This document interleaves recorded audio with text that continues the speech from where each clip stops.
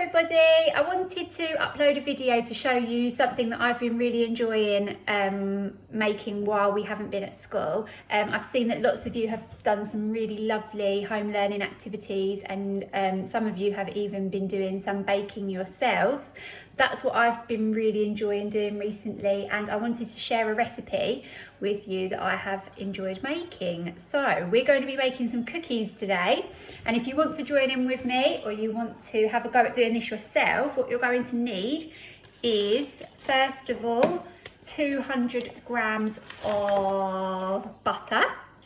So you're going to make sure that this is really soft, so keep it out of the fridge before you do your baking, because if it's too hard it will be really hard to mix with your other ingredients. So 200 grams of butter, 300 grams of caster sugar. If you can't get caster sugar, granulated sugar should be okay. 325 grams of self-raising flour and 1 large egg.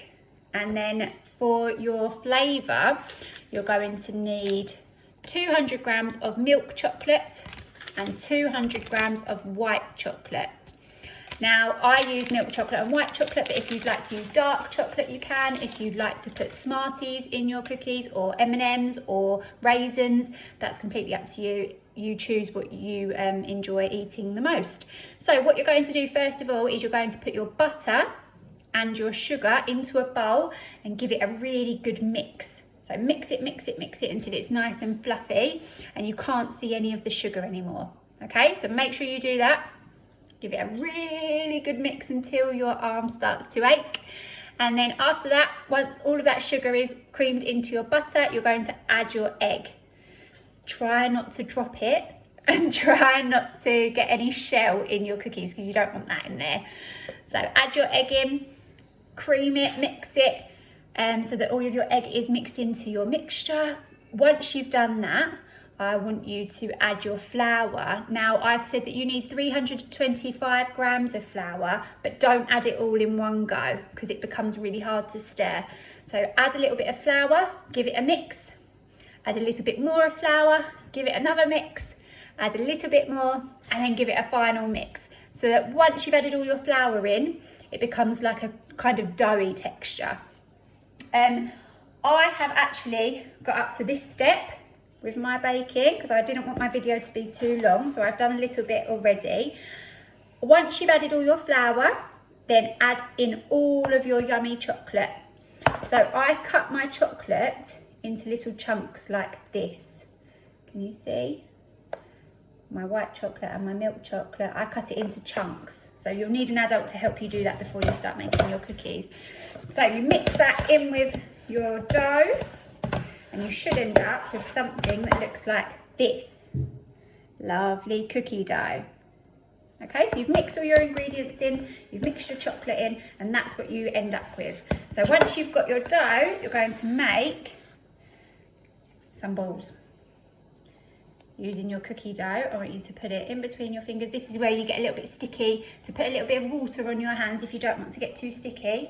And you're going to make balls about this shape. Now, the bigger you make your balls, obviously the bigger your cookies are going to be, and the smaller the cookie dough balls, the smaller your cookies will be. So it's up to you if you want big ones or small ones. Obviously the little ones, if you make smaller ones, they'll take less time to cook. If you make bigger ones, they'll take longer to cook. So it's completely up to you. So once you've made your balls, I normally just cook 4 at a time, because once you put this on your baking tray, it will spread. So put some tin foil, I use tin foil, or put some baking parchment onto your baking tray, and you're going to put your balls into each corner. So I'll take the cookies off that I've already done, just to show you. There we go.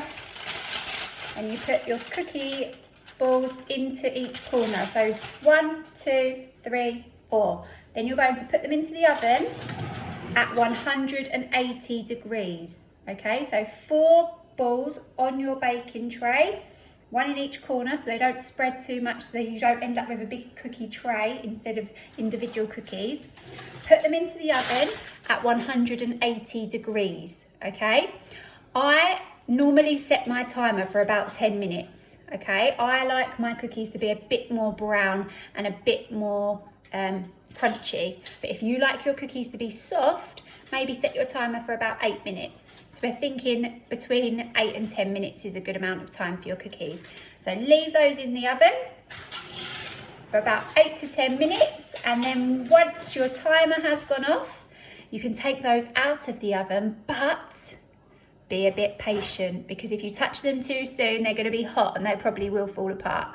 So when your cookies come out of the oven, they'll still be cooking. Okay, so to get them nice and ready, leave them on the side for a little bit, maybe about 10 minutes, and then they should be good to go. So I've put some of my cookies in the oven already so that I could show you. And here we are. These are the cookies that I've already made. So I've taken these out of the oven. I've left them on the side for about 10 minutes so that they can get a bit firmer. And there we go.